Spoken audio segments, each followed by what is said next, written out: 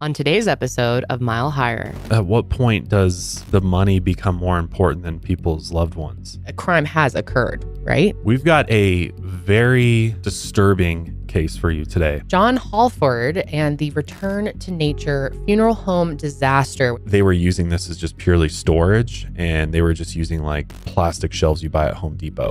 That they just literally had these poor people stacked on top of each other. It's horrible. I mean, think about all the people that had services. Couldn't you be Violation. charged for tampering with the deceased body? Yeah, it seems very likely that there's going to be charges brought. I think they're just gathering the evidence right now. Can you imagine how furious you would be if you found out your loved one was being stacked up with other people? You'd feel betrayed by the Halfords and this whole business. In these cases, they Can't were imagine. being duped. So the big question I'm sure many of you are wondering is why? Why did this happen?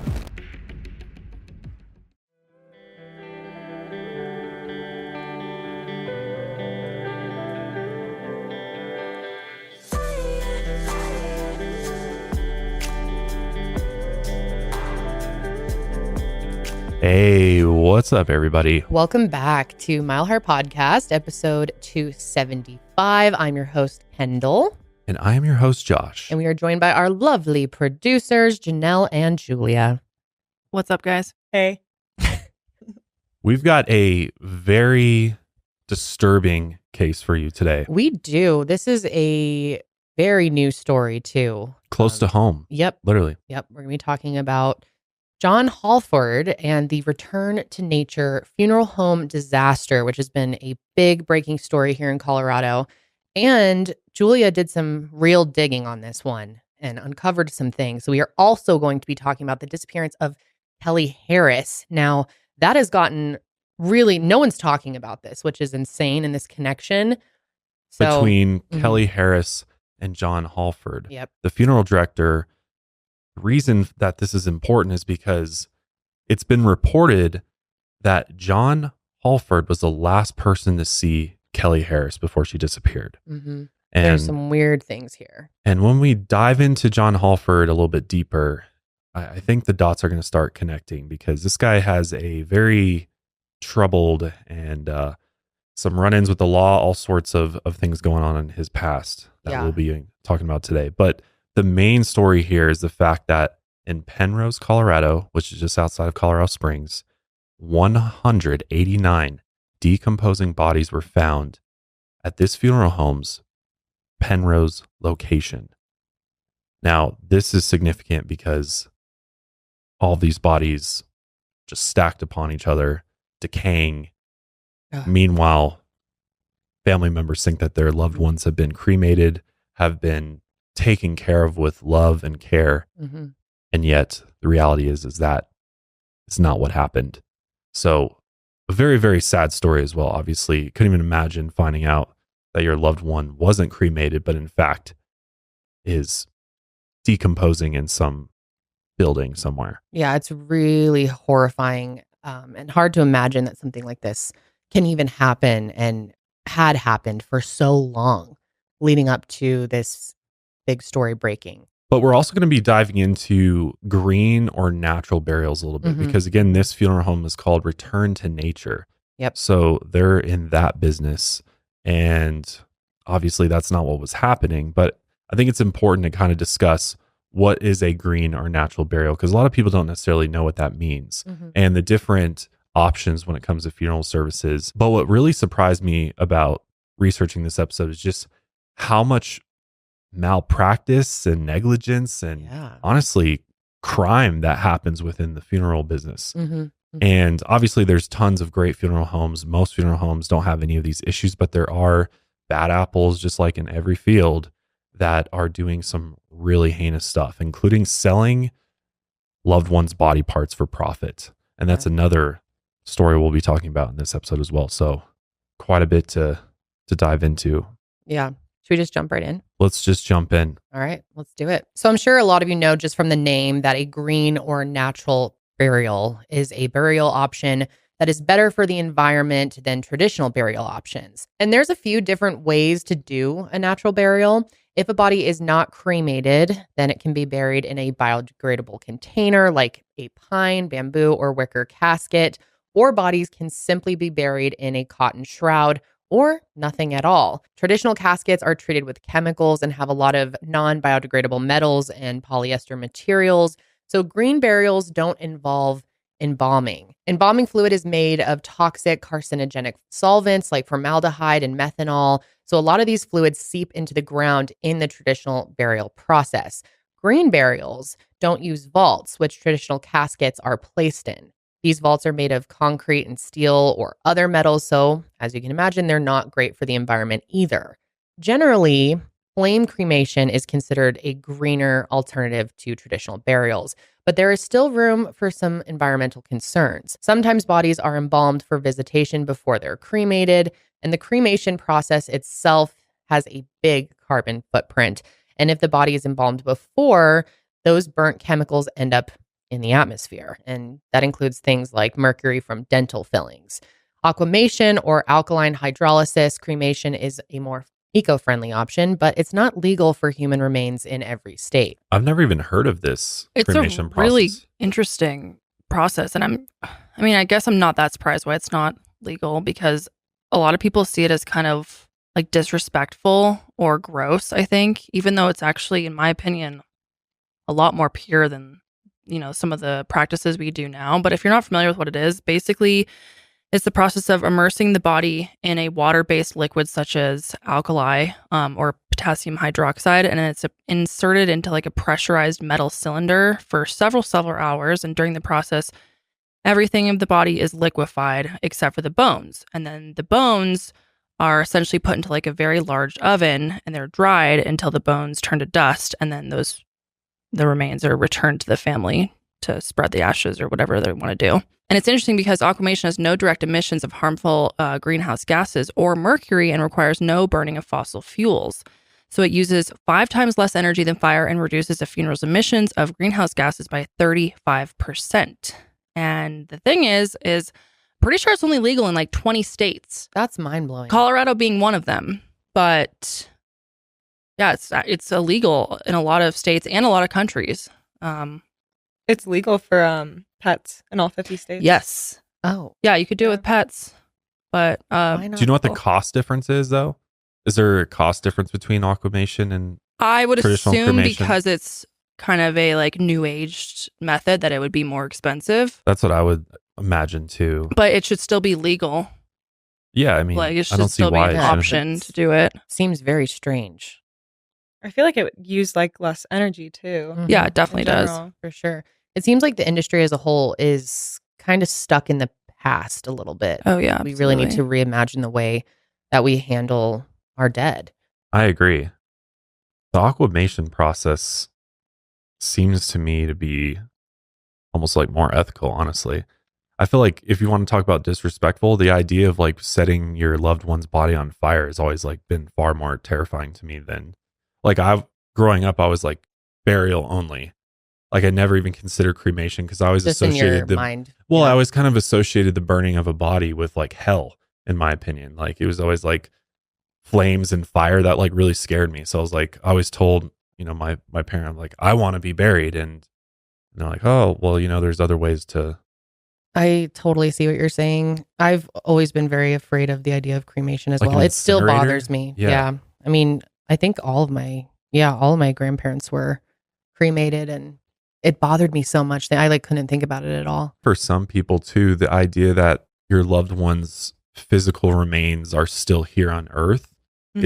is comforting to them. Totally. Mhm. For those that want to go visit their loved one's gravesite and know that like my loved one's physical remains are still like they're still there in some sense, Yeah. I think is the reason why a lot of people still do the traditional burial. Yeah. And I think for me, that's still something I wrestle with. Like, would I want to be buried or cremated or some other form? I know, me too. I've never Because been able to come to a conclusion on that. that's a hard thought to think about, of like death being final, and it doesn't really matter once you're gone what happens to your physical body. I do But- like the idea of having ashes though. Like I would love for my ashes to one day be spread somewhere beautiful that is important to me, but I don't like the cremation But process and the idea of it. I think that's why aquamation is such a unique, option, because the final outcome, you're still dealing with basically bones that have been dried up and Mhm. turned into dust. And so you can still kind of do that like ceremonial aspect. Yes. But yeah. also you're not like being put into a fire. So I don't know. Yeah, I think I'm team aquamation. I had never heard of that before. Yeah, it's an interesting process. I mean, there's so many different things like we were talking about. Sometimes Mhm. people just want to be like placed in the ground and Yeah. allow the, earth and Natural the soil to process do what it just does. Yeah. decompose your body. Mhm. I like the idea. If I was going to do cremation, I'd want to be put into, I know they do like pods that have like seeds in them for trees. Mhm. Oh, I like And that so you too. can like get basically like the urn is biodegradable and you can plant it in the ground and then a tree. But I That's think really cool. there's some rules about like putting human remains like into your yard and growing something from actual human remains. I think there's some Really? laws around that, And it regulations is around your that. yard? I Yeah. guess one Which day I mean, you- how would they ever know, right? Right. But it's like, say you ever sold the house Mhm. and somebody found out that there's human remains in the yard, that might freak them out a little bit. But I know there's certain cemeteries that allow for that kind of thing. Like if I wanted to have myself planted in my backyard, is that legal That's a good question. after I pass, so that a tree could grow out of me and my Well, I know kids that could? Colorado is a full disclosure state, meaning like anything that's happened in that house prior to you living in it, you can find out. But I don't know if that means like, oh, they died and then they were buried. Like this tree back here is actually from them. Yeah, or is it just if something occurred in the home? Right. Yeah, I don't know. Also, I just looked up the pricing, Josh.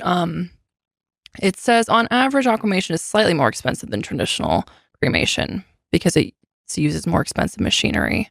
But it says typical water cremation costs between $2,000 to $3,000, while flame cremation costs around $1,100 to $2,000. So not that much more.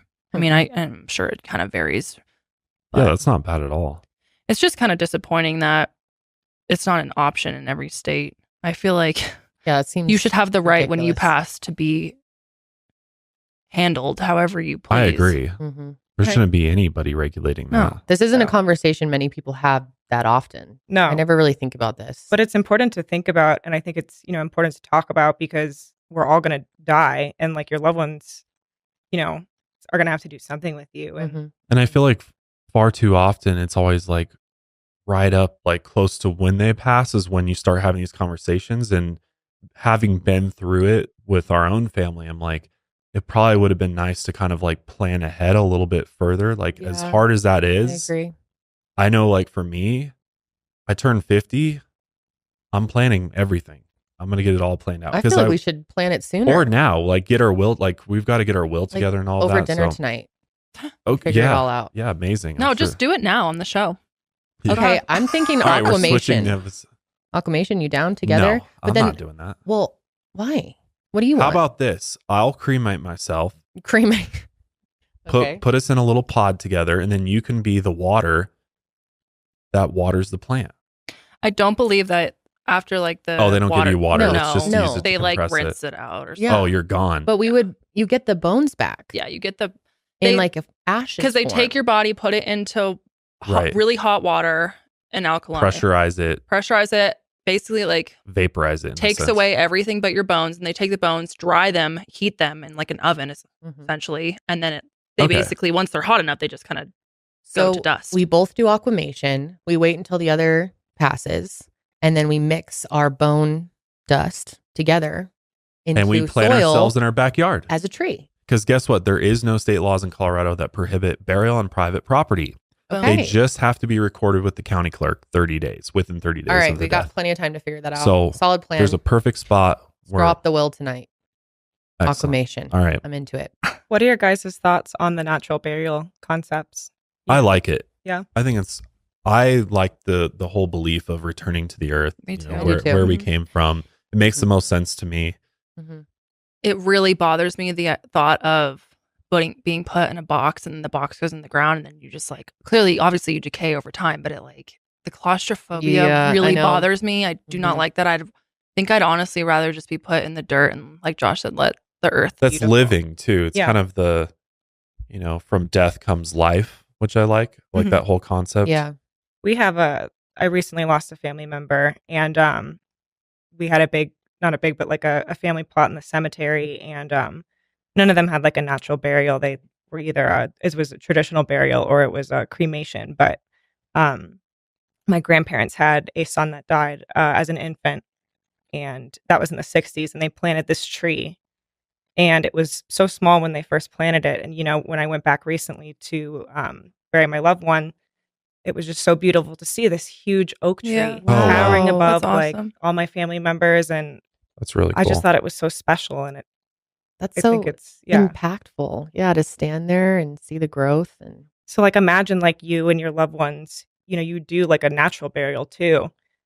And maybe it's on private property, like an old family home or something. And it's like, a forest of trees. Like Yeah, I like that idea. yeah, your family forest. I think that's really beautiful. I think that's really beautiful. Well, no matter how well they make these caskets too, I mean, obviously there's different levels of quality, but chances are insects, animals, things like that Absolutely. are going to find their way into microorganisms, are going to find their way into it. Okay, what about the idea of resin? What do Is you that a mean? thing? Does Like- anyone just encase a body in resin? But then what would you do with it? I don't know. But That'd I be- know there's another show, H3. I know, Janelle, you watch that show. Sure do.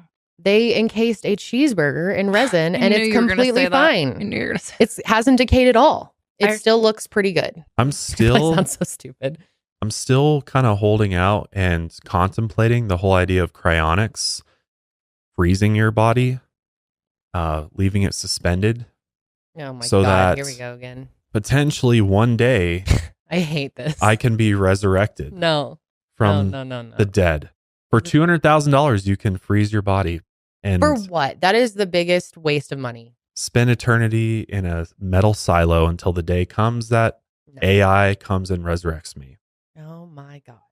But- Would you want to even see what life is like in the future? I mean, No. to be honest with you, my spiritual beliefs really don't go well with that because I don't believe that you could resurrect somebody from a cryonic chamber So you're really because contradicting the soul yourself right leaves now. the body. Like it would, what would you be resurrecting essentially? Would another soul then enter that body of yours? And I don't know. I don't know how that would work. It's too trippy for me. But according to the Berkeley Planning Council, every year, 800,000 gallons of formaldehyde are buried along with bodies in the United States. And also, U.S. traditional burials use 30 million board feet of hardwoods, 2,700 tons of copper and bronze, and 104,272 tons of steel, and 1,636,000 tons of reinforced concrete per year. Traditional burials are also expensive. The same source puts the average cost for one in the United States at $10,000. Green burials are significantly cheaper. And many people want to have a green burial because of these environmental concerns. And a lot of people really like the idea of returning to the earth or giving back to it.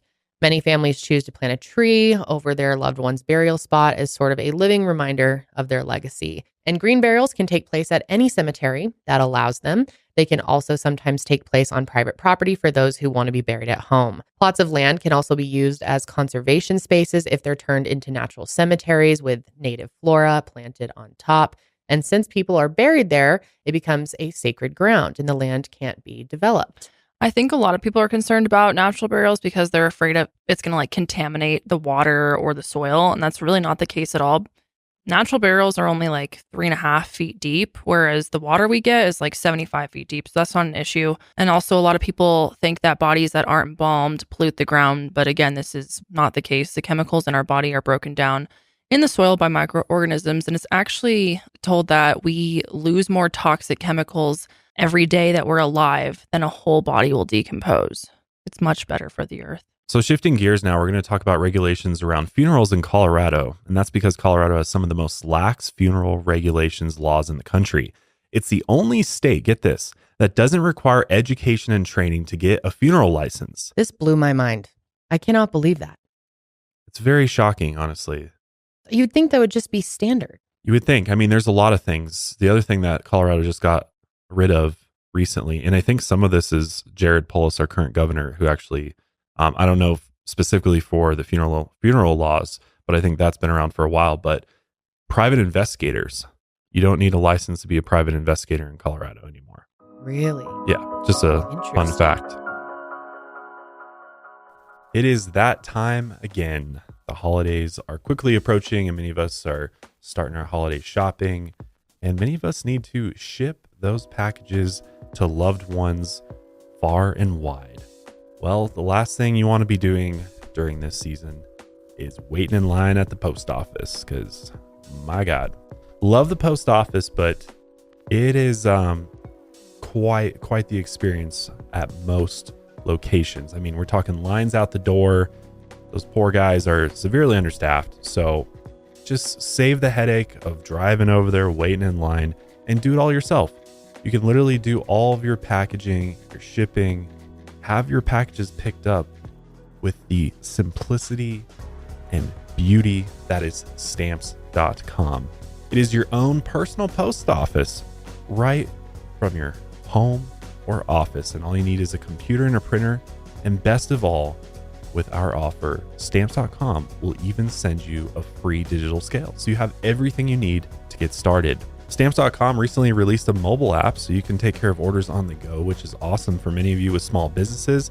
Maybe you're out and about and you need to print postage quick and easy. You've got the app now. And if you sell products online, Stamps.com seamlessly connects with every major marketplace and shopping cart. We use Stamps.com for both of our online shops through Shopify, WooCommerce. All of them out there support Stamps.com. Running low, order shipping and mailing supplies, labels, and even printers from their supply store. But the best thing about Stamps.com, and the reason why I highly recommend it, is you will save loads of money on postage. We're talking carrier discounts up to 84% off USPS and UPS rates, which helps out your bottom line. Plus, Stamps.com automatically tells you your cheapest and fastest shipping options. They really make packing and shipping an enjoyable experience. You can schedule the pickups right from the Stamps.com dashboard, and boom, there you go. You don't even have to leave your house. It's an amazing service, and Stamps.com has been indispensable for over 1 million businesses, including ours, for 25 years. So they're tried and true. They will always come through. Give your business the gift of Stamps.com so your mailing and shipping is covered this holiday season. Sign up with promo code MILEHIGHER for a special offer that includes a 4-week trial plus free postage and a digital scale. No long-term commitments or contracts required. Just go to stamps.com, click the microphone at the top of the page, and type out the code MILEHIGHER. Many states require licensed funeral directors to have some form of education, whether it's an associate's or a bachelor's degree. So to explain this a little bit more, we're going to show you a clip of a Colorado mortician explaining what the regulations are here. This is from the YouTube channel Carrie the Mortician. It's actually a really interesting interview if you want to look it up. And she has her friend Faith here, and it's a very interesting conversation. Let's hear what they have to say. On that. So in Colorado, there is currently no professional license for a funeral director or embalmer. And so in every other state, there is some kind of professional license, which means that you have to meet certain qualifications, whether it is, mortuary school graduation, passing national boards, doing state apprenticeships of various lengths, or even just doing, on-the-job training with a certain number of college credits to become licensed. And some states you can be just a licensed arranger, licensed director, embalmer. In other states, you have to be all of it. But Colorado is currently the only state that does not require any kind of qualifications whatsoever to be a funeral director or embalmer. So a person could work today at Target and tomorrow be hired as a funeral director. And be serving families and working on bodies. And so that's kind of unique about Colorado. With that said, I do always want to talk about how in Colorado, many, many, many of us are licensed in other states. We have gone to school. We have passed our boards. So it is not the case where everyone that practices funeral service in Colorado is unqualified. That's very, very far from the case. Myself, I've been licensed in 4 states. I came from another state. Many of my friends and colleagues have moved here from other states. We are fully licensed. We just don't have a license here because there isn't one to have. So in Colorado, natural burials are legal, but there's still rules for how bodies need to be stored. State code says that the body must be either embalmed, refrigerated, or laid out on dry ice no later than 24 hours after the person dies. But legally, there is actually no time limit for how long bodies can legally be stored until they are properly disposed of, which is important to remember, especially in this particular case. Before last year, when Governor Jared Polis signed a new law, state regulators couldn't enter a funeral home to inspect it unless they had the owner's permission. But now if they receive a complaint, guess what? They're showing up to do an inspection without needing the owner's consent, which I think is a good thing. And this new law will play a big role in the case we're discussing today. So Return to Nature Funeral Home opened its doors as a Colorado Springs first green funeral home on September 5th, 2017. Its first location was a small Victorian home at 123 East Los Animas Street in downtown Colorado Springs. It was registered to provide funeral services on August 18th, 2017, and they specialized in natural burials where the deceased were cremated or entered in biodegradable pine coffins built by the owner. Decedents could also be buried in a biodegradable shawl or nothing at all. Cremated remains could be placed in a biodegradable papier-mâché urn. Since these were green burials, Return to Nature didn't embalm bodies or use concrete vaults. Their website stated that pricing started from $1,895 for a natural burial and $1,290 for a direct cremation. This pricing was before the cost of a casket or a gravesite, though. Interment could take place at cemeteries where green burials were allowed. This included the local Fairview and Evergreen cemeteries. Return to Nature was owned by John Halford and his fourth wife, Carrie Halford, and John's friend, Jack Douge. They'd all worked in the industry before and had been developing the green funeral home idea since May 2016. So who is John Halford? So John Michael Halford is a 43-year-old man from Wagner, Oklahoma, with a long history of legal and financial troubles. John had an apprentice license in Oklahoma that was valid from 2001 to 2004, meaning he had to work under a funeral director who was licensed, but he never held an embalmer's or funeral director's license in that state. There was a provisional license in his name in Texas that was canceled. His Instagram says he was a 2004 graduate of Dallas Mortuary School. And like I said, John has a lengthy legal history dating back to when he lived in Oklahoma. Back in 2006, John was actually running for Muskogee City Council when he was arrested on a misdemeanor weapons charge. He had actually pointed a gun at someone, but he explained this whole situation as a prank gone wrong. He said, "It's just a prank, bro." He and two other people decided to prank a sleepover of young women in Wagner County by entering the home in masks and holding unloaded firearms. What a prank. Absolutely hilarious. They pretended to rob these girls who were absolutely terrified. He pleaded guilty to the charge and admitted he used very bad judgment, but he thought these charges were politically motivated. So in 2006, John worked at Foster Petering Funeral Home and Moore Funeral Home in 2010. He also had a lot of court orders to pay thousands of dollars to people he owed money to. Here's a quick rundown of that. In 2006, he was ordered to pay $8,000 to Creditors Recovery Corporation. In 2009, a judge issued a default judgment of $1,000 in favor of an apartment complex that evicted him. John was listed as the funeral director at Halford and Halford Cremation and Funeral Options, LLC in Muskogee, Oklahoma, his family's funeral home. And in 2011, they were sued. A judge issued a $5,000 default judgment after John didn't show up for court. The business incorporated in 2010, but closed its doors just a year later. And what's weird is that the Oklahoma Funeral Board has no records related to this funeral home. John and his fourth wife, Carrie, actually met in Oklahoma. Carrie had 2 kids from a prior marriage, and after she and John got engaged, they decided to move to Lone Tree, Colorado. Carrie explained to her ex that, quote-unquote, Michael had a really good job offer just south of Denver. In October of 2013, they moved, and it looks like they moved to Colorado Springs the following year. Then in 2017, Return to Nature Funeral Home was established. They were able to earn a lot of glowing reviews from clients after a few years in business, but there were problems, pretty big problems, that were lurking under the surface. The funeral home moved multiple times to locations in Canyon City, Colorado Springs, and Penrose, Colorado, and it looks like these moves were probably caused by money issues. They managed to piss off the neighbors at their locations by not providing enough parking for their clients. So people were parking up and down the streets and in neighbors' lots, which obviously wasn't a good look for them. There was also some negative reviews posted around 2019 to 2020 that may have signaled that there was something shady going on. Here's one from October 28, 2019. It says, quote, "I would not trust this place with a pet, much less a family member. They refused to call me back when I was trying to find out about my brother's ashes. Instead, they gave his ashes to his girlfriend, who refused to share them. All I wanted was a pendant made for my daughter, who was very close to her uncle. Also, my mom is still alive, so legally she should have rights to his ashes. I called multiple times and was always told they'd call me back, and they never did.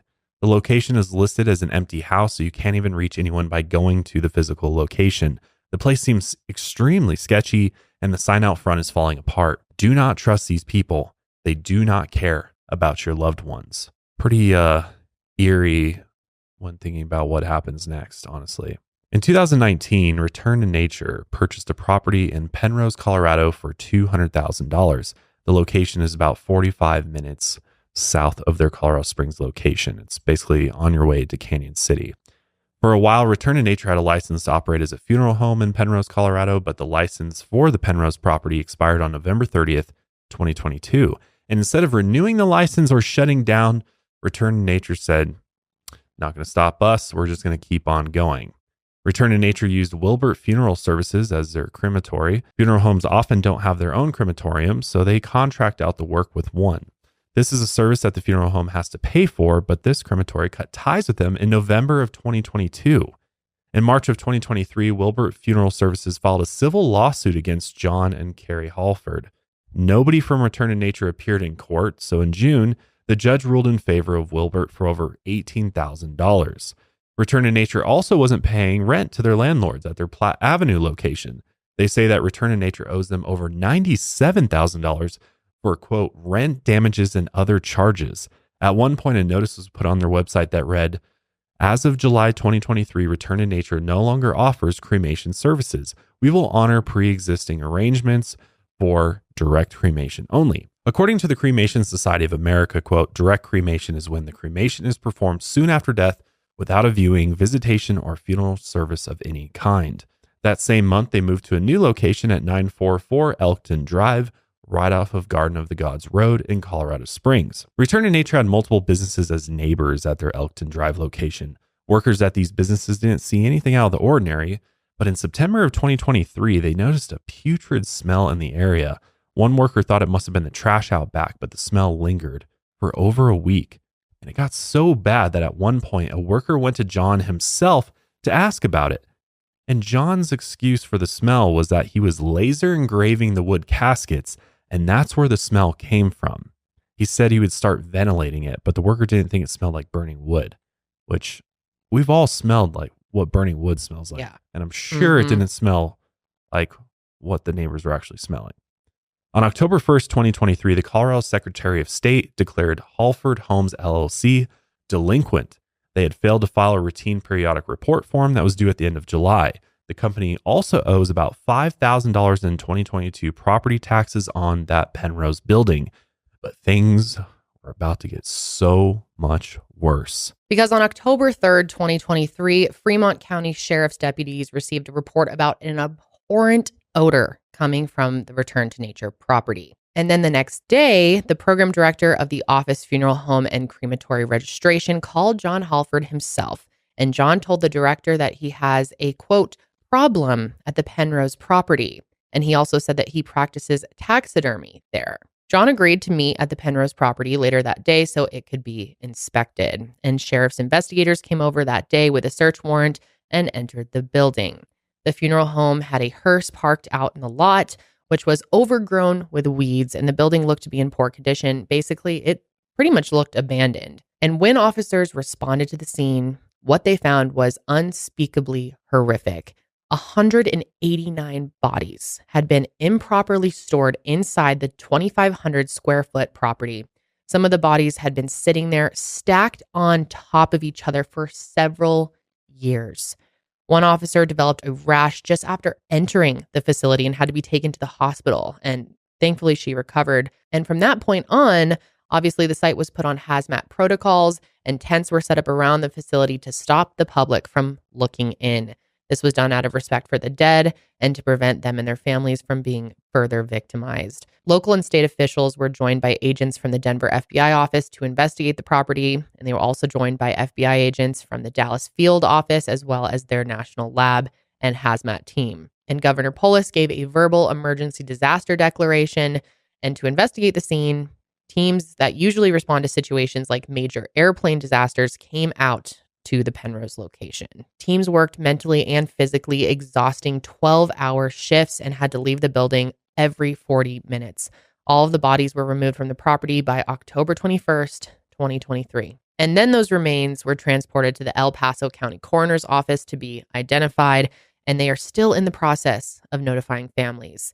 The police have also reached out to any former clients of the funeral home to try and speed up the possible identification of their loved ones. And as of this recording, almost 150 bodies have already been identified. And on October 5th, Return to Nature was ordered to cease and desist the unregistered practice of a funeral home. State documents also say that that day, John refused to let an investigator access the building, and he, quote, attempted to conceal the improper storage of human remains at the Penrose property. And also that day, police visited the Elkton Drive location and broke in through a window to conduct a search. And the following day, the Fremont County Sheriff's Office held a press conference with the county coroner, Randy Keller. Here's a clip from that press conference. Yes. How did you get in contact with the owners of the funeral home? The short answer is yes. And I can't go into much more than that at this point, Are they being cooperative? so far. Are they in the state of Colorado? So we've said we're not going to talk about that. So can we go on to the question, please? Maybe the coroner or anybody else feeling, it was said that due to the gravity of the situation, that multiple agencies were called in to kind of assist with this. I know you briefly touched upon it, and I know it's sounds like it was a pretty tough scene to come upon, but can you kind of describe, what that was like when you initially arrived there? I actually would not like to go into those details. It is a very tragic situation, and as I've stated, there are a lot of decedents there, but I don't really want to go into the scene itself. So out of respect for everyone, and including the families that are going to be involved in this. Thank you. So many people involved. We don't have a time frame yet. We just had an initial response and to go in and evaluate the scene and what we're dealing with. But in regards to a time frame, ma'am, no, at this time, I don't know how long that this has been going on, but hopefully here in the not too distant future, we'll have a better idea. Can you say whether it appeared that the decedents were being stored as being prepared for burial, or if it was a more chaotic scene than that? Actually, at this time, we don't know anything about the decedents, whether it was burial, cremation. Again, it's just too early in our investigation to have an idea as to what was going on with these folks. I know the nature of decomposition. Is there any risk to anybody who lives nearby? No, I don't believe there's any risk to anyone in the public at this time. Do you have any idea how many people will be working this scene in the next couple of months? There's a number that you could throw out there. Not at this time. We'll of course have numerous investigators investigating this with law enforcement. We may need assistance from the Coroner's Assist team through the Colorado Coroners Association. This is going to be a very lengthy process, so a lot of our investigators with the Coroner's Office are going to need to be spelled, and we are requesting assistance from other agencies. So right now, all of the partners that have showed up to help, everybody is being so cooperative, and we appreciate everything that is coming to this community for the help and everything, and to deal with this tragic situation. God, absolutely insane.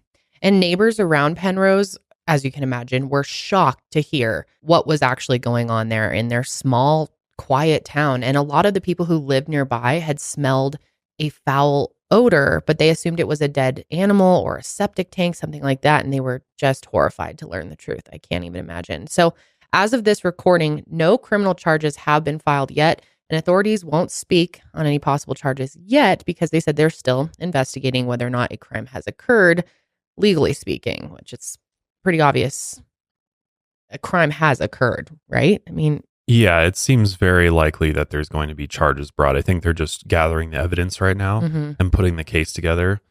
Yeah. I mean, But it is very at fresh. the very least, the bodies weren't clearly being stored properly. So Right. there's a Couldn't you be violation there. charged for tampering with a deceased body? Isn't that Like abuse of a corpse. Yeah, Yeah. there's definitely charges like that are going to come. But from what I was hearing from, funeral directors talking about this, is that there's other crimes out there. And, in one of the cases that we're going to talk about here shortly, charges like mail fraud carry more severe punishment than the crimes against corpses. Really? Yeah. Yeah. didn't Like realize like that. the sentences are more severe, which is kind of wild to think about. Well, hopefully they get multiple charges. Well, that's the thing. I think just based on the sheer amount of negligence. yeah. And I mean, who knows what else they're going to uncover Fraud. too. Mm-hmm. I mean, I don't know if this is confirmed or not, but I was kind of reading through, people that are familiar with this particular location, and there's kind of talk in that community that this is like a 2,000 square foot building, and people think that whole 2,000 square foot building was being used to house all of these bodies, but that's not the case at all. That this was apparently an old office building, and so there's like rooms in it, and so we're talking 100 plus bodies in a small area. And again, I don't know if this is confirmed or not, but based on what these individuals were saying is that they were using this as just purely storage, and they were just using like plastic shelves you buy at Home Depot, like that you store totes and containers on, and that they just literally had these poor people stacked on top of each other. Can you imagine how fucking furious you would be if you found out your loved one was being stacked up with other people? Oh my God, it's just disgusting to think about. I'd be furious. Yeah, well, and just how you'd feel betrayed by the Halfords and this whole business. I mean, you trust these funeral homes with your deceased loved one, and you would expect, and again, 99% of funeral homes do an excellent job and do excellent work, but there's plenty of cases, one-off cases, where your loved one's remains are completely disrespected, and sometimes, as we'll talk about, mutilated and sold off body parts, which is just insane. It's just terrifying to think about, because I mean, I guess I would just assume that anyone who's in that industry would have a real respect for the dead and a respect for the process. And just to hear that they just didn't give a shit. It's so upsetting, and it's just disgusting. It is horrific thinking about what that scene was like. But I'm hopeful that there will be criminal charges brought. I mean, as you heard, the FBI is involved. There's, they're getting special investigation teams with the Coroners Association involved. I think they're going to uncover at least some criminal charges here, but you would think that something like this would carry a huge penalty for it, punishment. You would think. And yeah. I'm hoping that will be the case. It just really depends on what they come up with charges wise, but it's just mind blowing. If there was one app on my phone that I could not live without, it would be the Rocket Money app. And there's so many reasons why I love Rocket Money, but first and foremost, Rocket Money has helped me get all of my subscriptions under control. Subscriptions are virtually everywhere, and everything that you do online, there's probably a subscription for it. It's truly insane. It gets just nuts at this point. I mean, I feel like every website you go to is like, how about a subscription for it? Yep. And then you sign up because you need to access maybe a video, or you need to access an article, but then you forget to cancel it. And of course, they hide their cancellation. They make you call, they make you chat in order to do it. It's a huge pain. But what's great about Rocket Money is not only will it go and find all of those unwanted subscriptions for you, but it will actually get it canceled for you with the push of a button. I mean, that is super, super amazing. Nothing else out there like this exists. And it saves you so much time and pain and agony of waiting on hold. It's really that simple. Plus, Rocket Money will help you negotiate your bills. We all want to pay less for our bills. Well, let Rocket Money give it a shot. All you got to do is take a picture of your bill, and Rocket Money does the rest. Rocket Money also lets you monitor all your personal expenses in one place. It recommends custom budgets based on your past spending, and they'll even send you notifications when you've reached your spending limits. Rocket Money is a personal finance app that finds and cancels all your unwanted subscriptions, monitors your spending, and it helps lower your bills all in one place. I've been using Rocket Money for probably the last 6 to 12 months, and I got to say, it is absolutely the best personal finance app out there. I highly recommend everybody give it a try. It's free to give it a shot, download it, and if you really love it, there's a premium mode, which unlocks some of those other features for you. It's by far worth all the money. With over 5 million users and counting, Rocket Money has helped save its customers an average of $720 a year and $1 billion in total savings so far. So stop wasting money on things you don't use, cancel your unwanted subscriptions, and manage your money the easy way by going to rocketmoney.com/milehigher. That's rocketmoney.com/milehigher. Seriously, check it out today at rocketmoney.com/milehigher. So the big question I'm sure many of you are wondering is why? Why did this happen? And how could something like this have happened for so long? And what's the reason for it? So what probably happened was this. Return to Nature started having serious financial issues and couldn't afford to pay the crematorium. They probably already owed a lot of people a lot of money if we use history as a guide.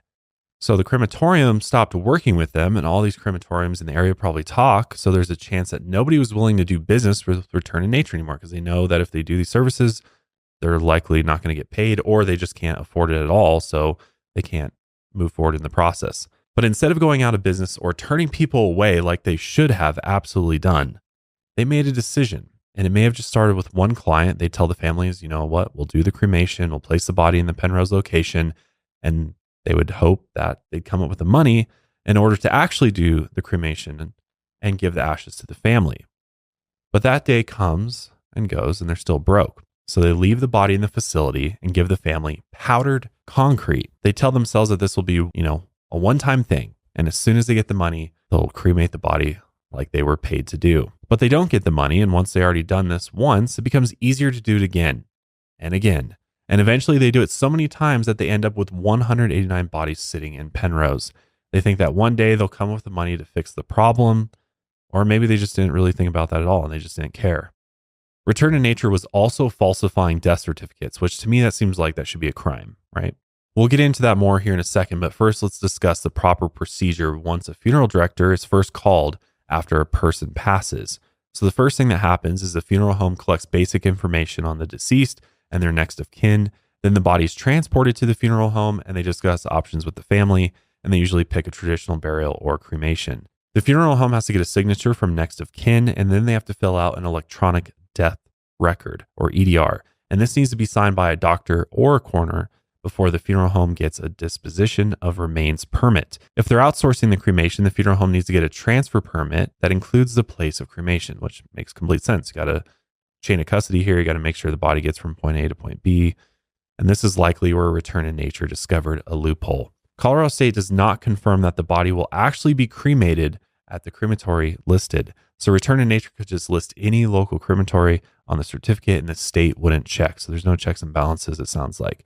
And this is what happened to at least 20 families who used Return to Nature and thought their loved one was cremated at Wilbert Cremations in Commerce City. The crematory had actually cut ties with Return to Nature in November 2022, but Return to Nature kept listing them on people's death certificates anyway. And obviously, so many people out there are really hurting right now. Tons of families who feel lied to and betrayed and feel as though they're being re-victimized while trying to process the grief of their loved one dying in the first place. One family member said that hearing the news made them feel like their loved one had been murdered after they died.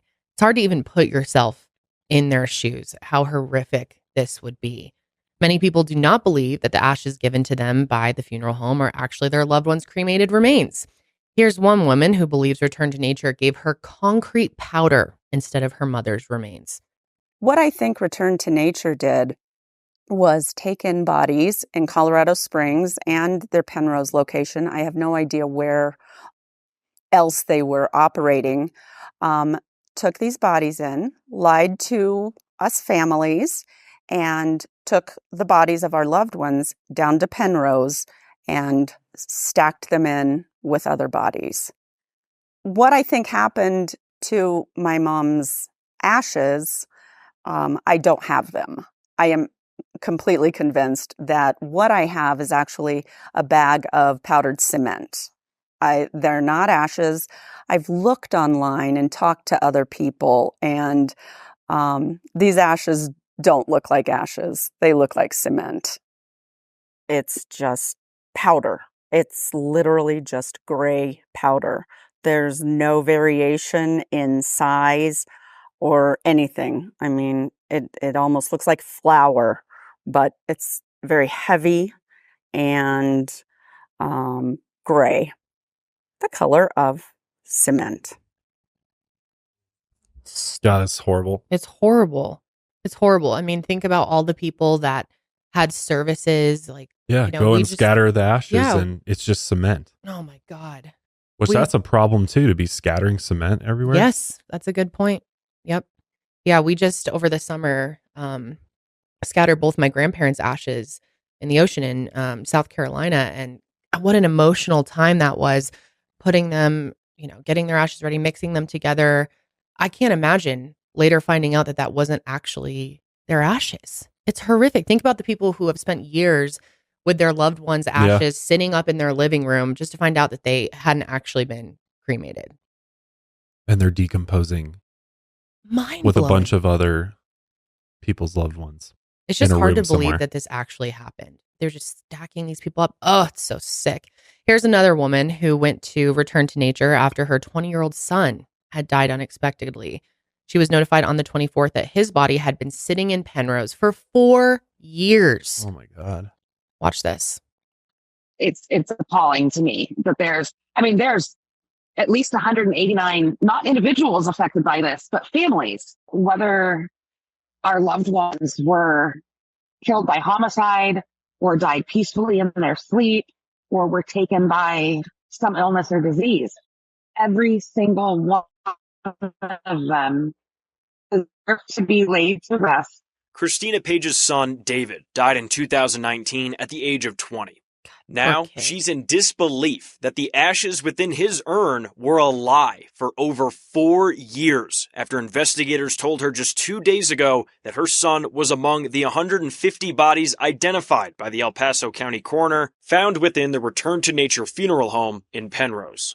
The ashes that his brother and sister and best friend have huddled with and yelled to and cried with and, laughed at and used in their grieving process. But to know that whatever is in those they've been carrying around for their healing through this is somebody's dog or a bag of drywall dust or something is just, it's unforgivable.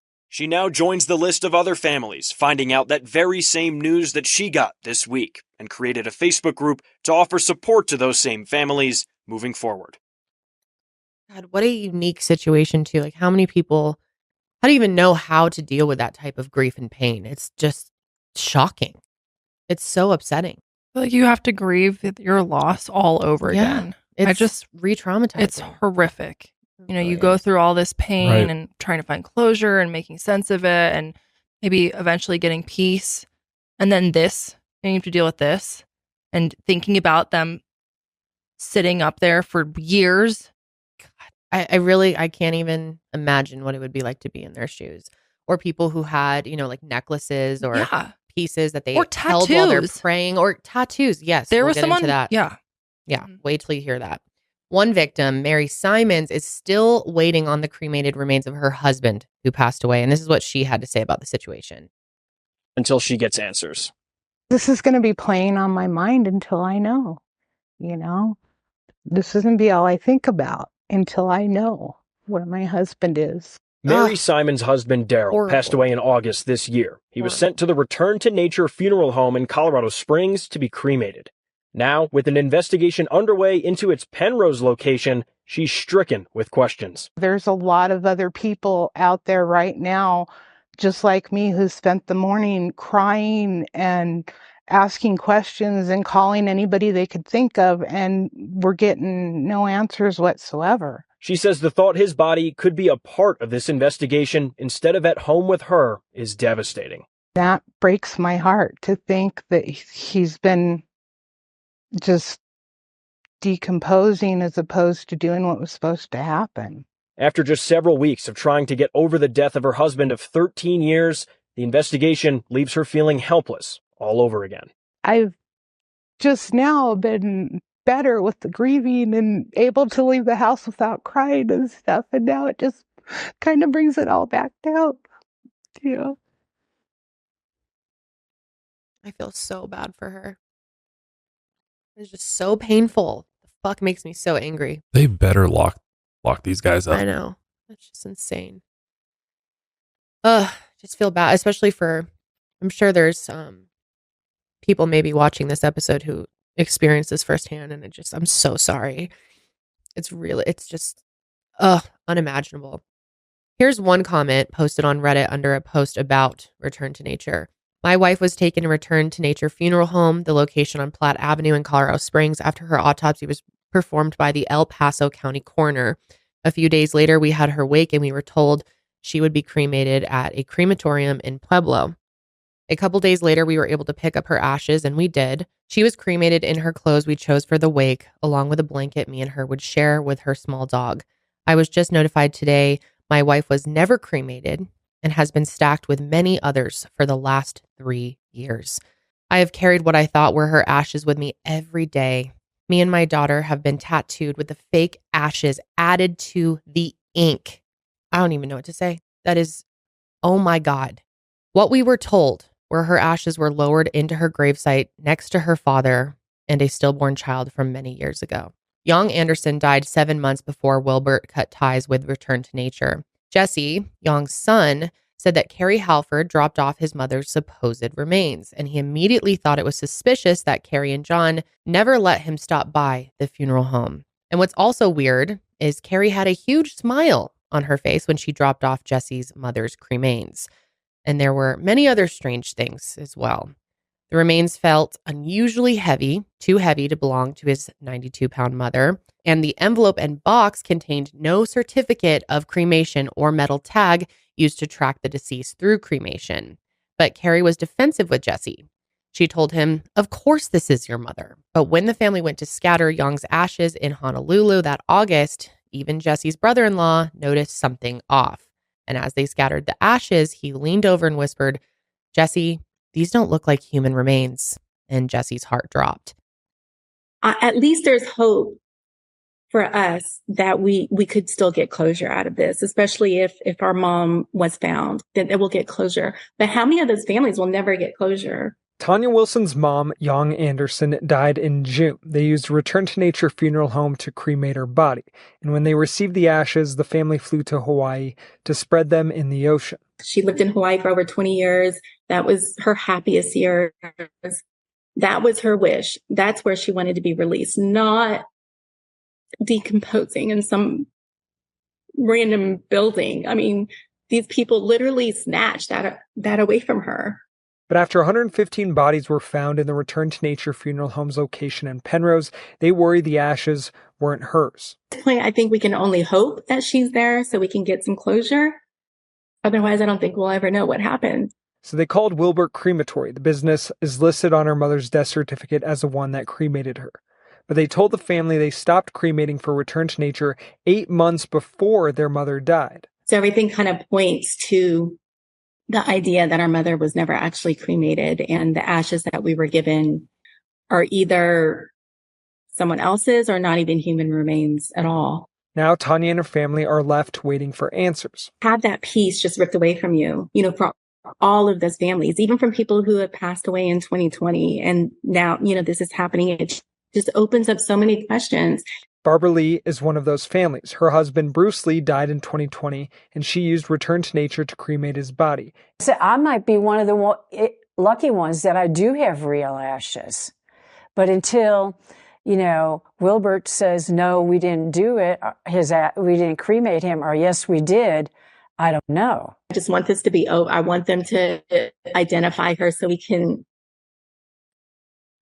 respect her in the way that she wanted to be respected. And unfortunately, it was recently confirmed that Young Anderson's body was among those found in the Penrose facility. So now that Young has been identified, her family will finally be able to lay her to rest the way that she actually wanted. Young was a Buddhist and an environmentalist who wanted a green burial. That's one of the most upsetting parts about all of this is, these people were looking for these green burials and, hoping to do something good in the end of their life. And for them to be treated this way is just hard to wrap your mind around. But Young wanted her ashes to be spread in Oahu, where she lived for many years, as you heard them talking about in the clip. So luckily they're going to have that chance to do that now. Yeah, it's interesting if you go and obviously look up Return to Nature Funeral Home on Google. If you want to look at the reviews, their primary location in Colorado Springs was like 4.9 stars, 5 stars. So what's interesting is it seems like something happened internally there because as far as we know, prior to this whole thing happening, they were operating a normal funeral home. It seemed that way, yeah. And there wasn't these issues prior, but based on the reviews, at least, a lot of people are very happy with the service that they received from Return to Nature Funeral Home. So, but I wonder, sorry, just like how many of these people wrote these reviews and, they just had no idea what the truth was in here. Possibly tricked. I mean, it's just so horrible. Like, it's sickening. It really is. Yeah, this other review 4 years ago, my experience with Back to Nature Funeral Home and the Halford family is that they're kind, loving, caring, and compassionate towards families and are accommodating as they can be. They are also very respectful toward the bodies that are in their care. Wow. I've seen nothing but excellence in their dealings with military member services. And I loved seeing and feeling the love and care they put into obituaries that they write. As long as I am in the area, I will only work with Back to Nature Funeral Home. So yeah, you wonder, I don't know what these people would have to say now, or if in these cases they were being duped. How sickening to take advantage of people like this in such a really just the worst times of people's lives. Like, why are you in this industry? That's God. Well, it's just that at what point does the money become more important than people's loved ones? Yeah. And staying open more important than what's ethical and moral. Yeah. You think this would just eat you alive every night thinking about these bodies stacked up and the people you're lying right to your faces, these people that are in pain. So I'm looking at when I was talking about the reviews, I was talking about the reviews from 6 years ago. 5 stars. When you employ the services of Return to Nature burial and cremation, you are met not only with professionalism, you are met with family. The Halfords are very compassionate and bring great comfort to each family. Highly recommend. John handled the services for my dad. It was a beautiful and very personal service. He handled everything with professionalism and courtesy.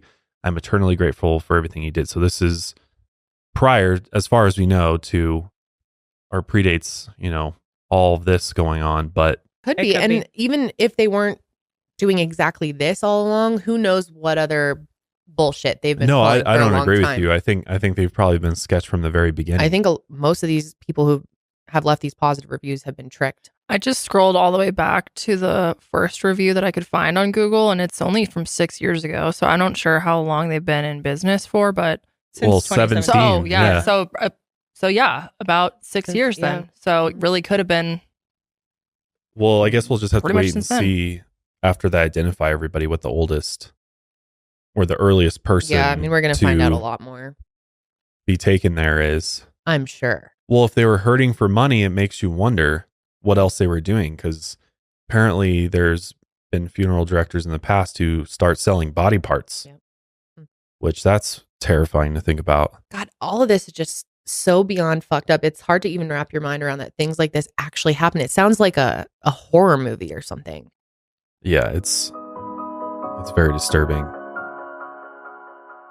This episode of Mile Higher is brought to you by Huggies Little Movers, and we are so pumped because we love Huggies. And we have a little mover, which is crazy. Just in the last couple of weeks, our daughter started walking, and it has been an adjustment. On the move. Yeah, but it's so much fun. And Huggies know that babies come in all shapes and sizes, and so do their tushies. Huggies' best fitting diaper is their Little Movers with its curved and stretchy fit. Parents out there, you know that there's nothing worse than an ill-fitting diaper, especially for your active babies. We love Huggies because we can rely on them to keep our baby covered while she's moving around. And Huggies has been there for us through all stages of our daughter's life. They never let us down. They have amazing leak protection. And Huggies Little Movers are curved, so our daughter feels comfy no matter how much she's moving around. They also offer up to 12-hour protection against leaks, which is a game changer. And we know this to be true. Yes, we do.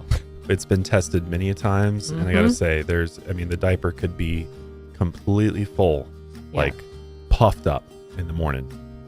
But guess what? She's dry. Yep. And that's all that matters. It probably sounds pretty crazy to people to hear 12 hours, but babies sleep long. Well, our daughter sleeps for a long time, 11 to 12 hours per night. So we need something that's going to last through the entire night.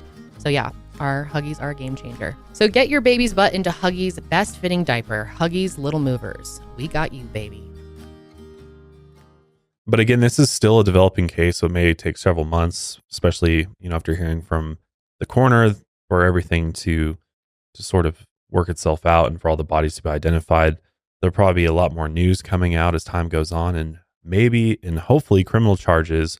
There better be criminal charges. My God. And clearly more discoveries to be made, and hopefully changes in laws and regulations happen as a result of this tragedy. But most recently, on October 30th, a class action lawsuit was filed against Return to Nature Funeral Home on behalf of the families impacted by the horrific scene at the Penrose location. The suit includes claims of emotional distress, fraud, and violations of consumer protection. So there is hope that families can get justice in civil court, and local criminal attorney Jeremy Lowe has said, quote, "I can assure you state charges are forthcoming. Federal charges may be forthcoming." So we'll see what happens. He's a criminal defense attorney in Colorado Springs, and I tend to agree with him. I think there's going to be more that comes out with this. Many reputable funeral directors and funeral professionals are calling for Colorado to tighten up its incredibly lax laws, especially in Colorado, where many funeral directors say the disreputable ones are giving them all a bad name. I'm sure. I'd be pissed. There's so many people in this industry who take it so seriously, and God, it does make everyone look bad. So this is not the first time a funeral home in Colorado has been involved in some pretty horrific criminal activity. In 2020, the Sunset Mesa Funeral Home in Montrose, Colorado was accused of selling the body parts of people whose families wanted them cremated. The owner, Megan Hess, and her mother, Shirley Koch, were indicted on 9 counts, including accusations of mail fraud and the transportation of hazardous materials. From 2010 to 2018, Megan sold the body parts of families' loved ones and gave them back fake cremated remains, or she gave them the cremated remains of other different people. That is so fucked up. Oh my God. We're talking hundreds of people whose body parts were illegally harvested and sold, all without the family's knowledge or consent. The cremains that weren't fake, that were returned to the families, came from a big container in the funeral home. This was full of mixed ashes of multiple different people. Jesus. Oh. Sometimes families would consent to the donation of small samples like tumors or specific organs for testing, research, or organ donation to living recipients. But Megan would take far more than what the families agreed to and sell these body parts for profit. Sometimes entire bodies were donated, and this scheme made Sunset Mesa hundreds of thousands of dollars. Megan Hess pled guilty to a charge related to selling body parts in 2023. She was sentenced to 20 years in prison, and her mother was sentenced to 15 years, which seems suitable to me. And maybe those are kinds of charges that we may get for the Halfords, depending on what the investigation comes up with. Let's hope. So now we need to get into the disappearance of Kelly Harris, which is something that, we weren't expecting to cover in this episode, but we have to mention this. It needs to be talked about. As of this recording, no mainstream news outlets have covered this potential connection. And it has to do with John Halford and a missing woman named Kelly Jean Harris. 48-year-old Kelly Jean Harris went missing from Bixby, Oklahoma on July 3rd, 2012. She was last seen at a Walmart in Bixby shopping for a 4th of July party that she was set to host the next day. And the day that Kelly went missing, she told her daughter she was running out to Walmart to shop and then stopping at a male friend's house who lived on the Tulsa-Broken Arrow border. And that friend's name was Michael, and her son said that none of the family knew him personally. And well, it turns out that this man was named John Michael Halford. And it's not super confirmed how he knew Kelly, but this is the same guy who we've been talking about today. Kelly's car, a beige 2000 Chrysler Cirrus, was found on July 20th, 2012 in Tulsa, Oklahoma, and it had been parked with all 4 windows down at the Bristol Park apartment complex near 41st Street and Garnet Road. Police didn't find any sign of Kelly there, and they said it didn't look like she drove her car to that spot. After Kelly went missing, a thread about her case was created on the internet forum Web Sleuths. There were a handful of posts about the case, and a few people were trying to look into Michael, but they couldn't find anything super fishy. Many people did comment on the fact that the story seemed off, but the people posting figured that the police interviewed and cleared this Michael person. There weren't really any more posts on the thread until a very interesting one was posted years later on June 3rd, 2019. The poster was replying to an earlier comment from someone who said they looked into Michael and everything came back clean. The responding poster wrote, John Michael Halford was not crystal clean. He had a record and owed a lot of money to people. The detective had told me he was also on drugs. It's been about 6 to 7 years since you posted about her, but I'm new to this site and just came across this thread. I'm not sure how much to post in a public forum. I have some knowledge about the case, and the Michael people are referring to is John Michael Halford, who is now around age 40. He was a coworker of Kelly's, and after he got fired, she quit and they were going to start a cleaning business together. I do know he owed people a lot of money and that he did drugs. At work, though, he came across as a trustworthy person to the point he was able to take advantage of one of the other coworkers who was disabled and had learning disabilities. He was able to talk her out of approximately $10,000 in 401k money. Apparently, on the night Kelly disappeared, she went to see him to get money from him for the cleaning business, and she was never seen again. It's interesting that he was also involved in his family's funeral and cremation business, Sittler Halford. The police did consider him a suspect, but could never find any hard evidence. He is now living in Colorado, going by John, and a couple of years ago, he started another funeral business there with his new wife and her 3 young kids. Poor Kelly. According to her daughter, she was happily married, by the way. She was about 16 years older than Michael, but may have had a crush on him anyway, if that means anything. And obviously, keep in mind, this is a post. We're not confirming any of this. It's all speculation. Obviously, John Michael Halford is innocent until proven guilty in a court of law, but we definitely wanted to talk about this. Well, I hope investigators are aware of this. I'm assuming. I mean, they probably are. If we found it, yeah, they had to have found it. I'm sure somebody sent the web sleuths to. Is there a tip line? There is a tip line for this, isn't there? Yeah. Maybe we should just send it over. Let's do that. Just send it over and just be like, hey, we ran across this. Not sure if there's any connection to the Penrose situation, but take a look. Crazy. I mean, what is there to lose? It is very bizarre. The post came from an account named Justice72. Is the first, only, and last post the account ever made on Web Sleuths. Nobody responded to the post or even posted in Kelly's thread until February 22nd, 2021. The next post is also pretty interesting. A different user named smommy3 wrote, hello, I am new to this site. Kelly was a friend of mine. We worked together for a couple of years. A lot of what you have stated here is correct. I find it interesting that Michael's parents own a crematory. The detectives, I don't think, pursued this much. I miss Kelly so much. There's no way she would have left her kids or husband. I knew that her and her husband had a good marriage. He was a very hard worker at American Airlines for years. He took good care of Kelly. I think it all stems back to Michael. I think that's where police need to shift their focus. Prayers the family gets some answers. This was also the only post smommy3 ever made. And again, there were no responses to the post and no new posts on the thread. That is until January 19, 2023, when another poster named Justin Case 12 replied, I am very curious why, quote unquote, Michael was never investigated. Did he have an alibi for that night? I'm concluding from the reports he was the last person to see her alive, and he was the one who claimed she had the cash on her.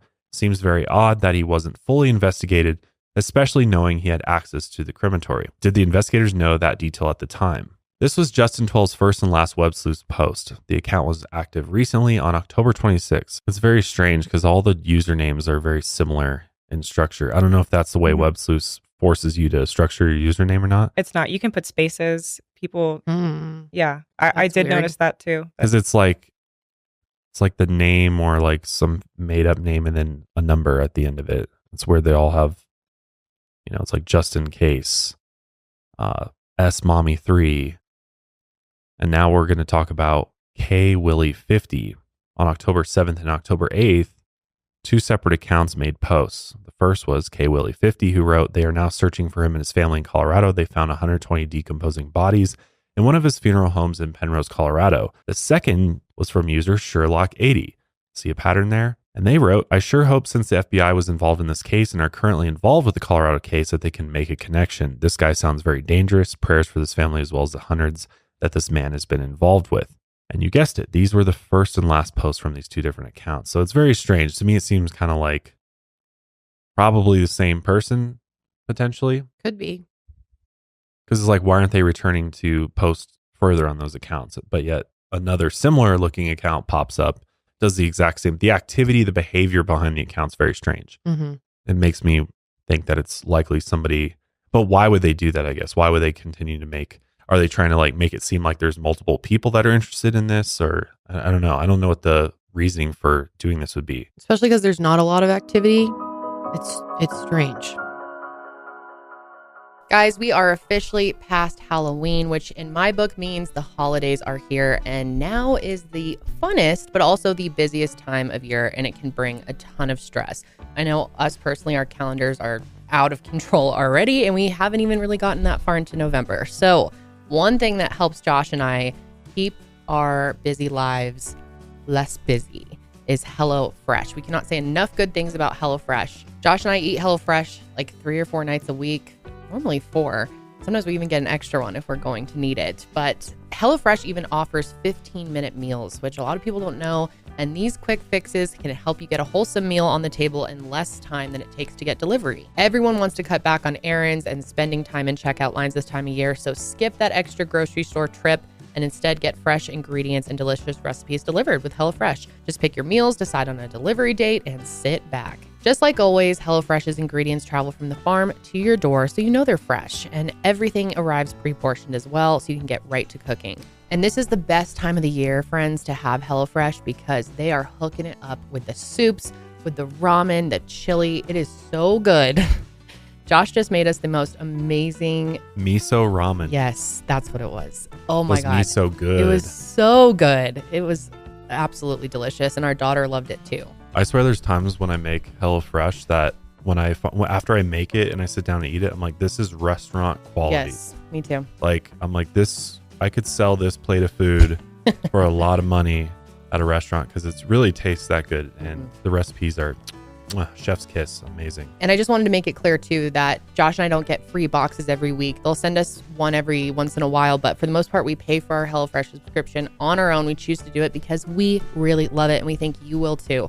So go to HelloFresh.com/milehirefree and use code milehirefree for free breakfast for life. 1 breakfast item per box while subscription is active. That's free breakfast for life at HelloFresh.com/milehirefree with code milehirefree. HelloFresh, America's #1 meal kit. So Kelly is still missing to this day, and there's not a whole lot of media coverage in her case. And a lot of the reporting on it from 2012 leads back to dead links.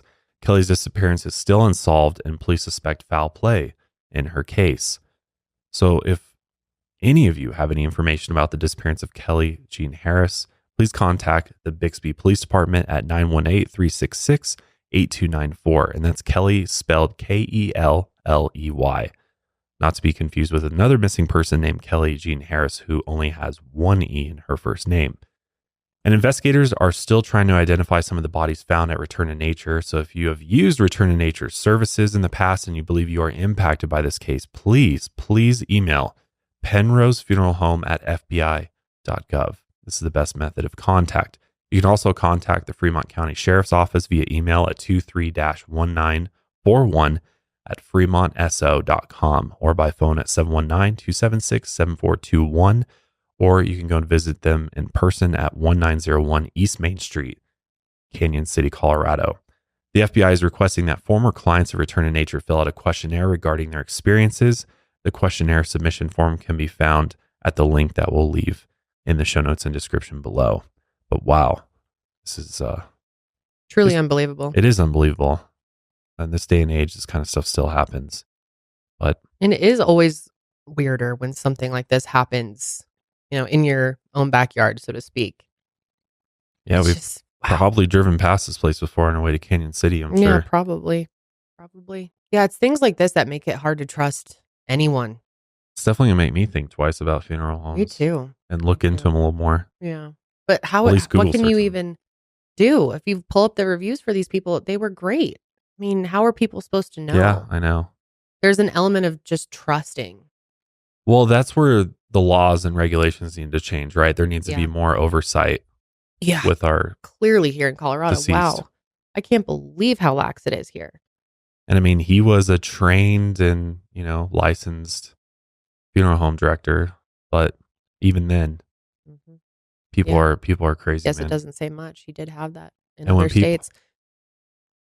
And when people get in trouble with money, it's just crazy how fast their morals fly out the window too. And Yeah. not to say that this guy ever had morals to get, from the beginning, but it's just, That rather than make a smart choice and just like go bankrupt or shut the business down, to go to this length to I know.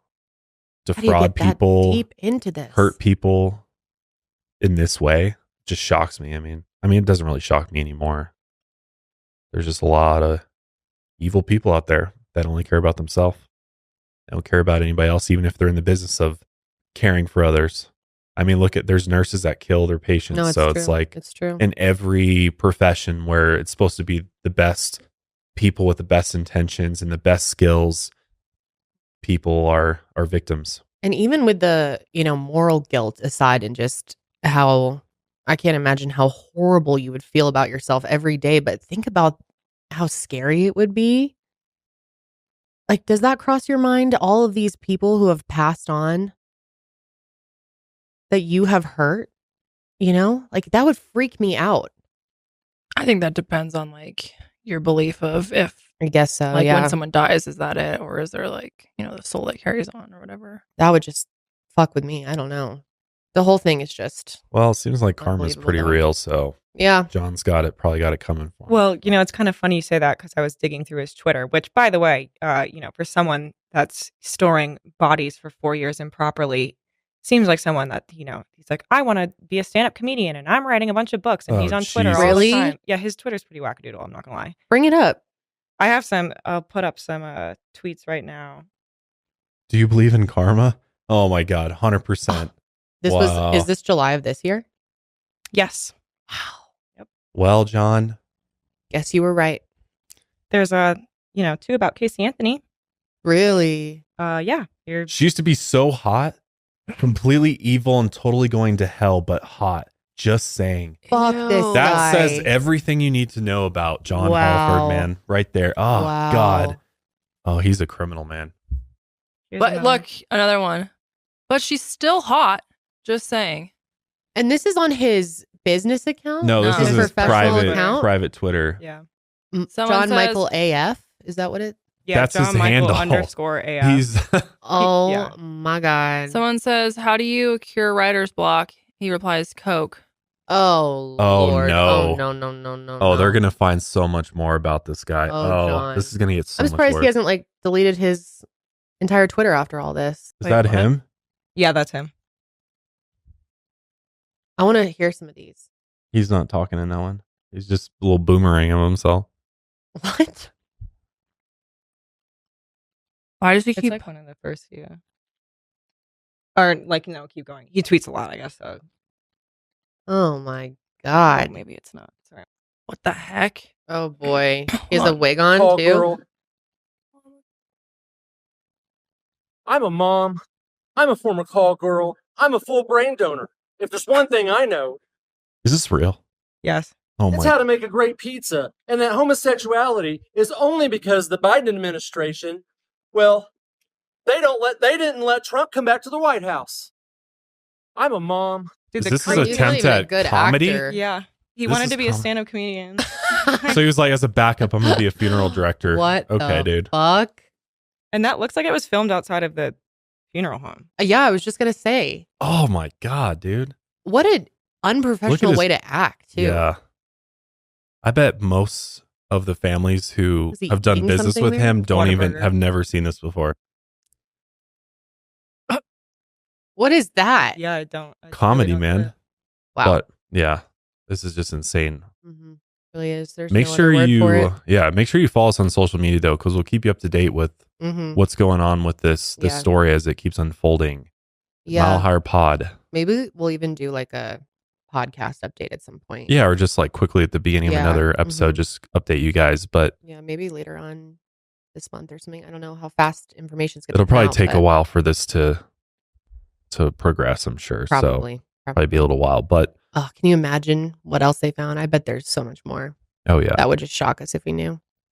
But yeah, let us know your thoughts on this in the comments below. We definitely want to know what you think of this and what kinds of punishments, consequences do you think John Halford should face as a result of what he did. But we're going to go ahead and wrap up today's episode there. Thanks again for joining us for another episode of the Mile Higher podcast. We'll see you guys next week. And until then, Keep on taking your mind a mile higher.